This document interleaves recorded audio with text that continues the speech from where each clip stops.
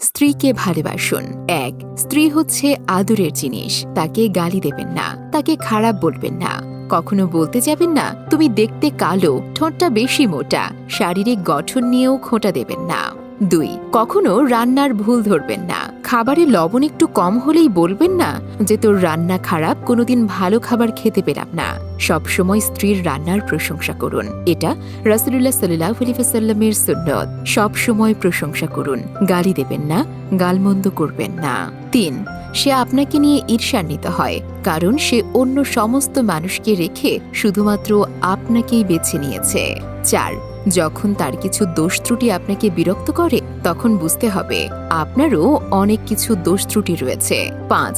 যখন তার রান্না খারাপ হয়, তার মানে বুঝতে হবে সে ভালো রান্নার চেষ্টা করেছে।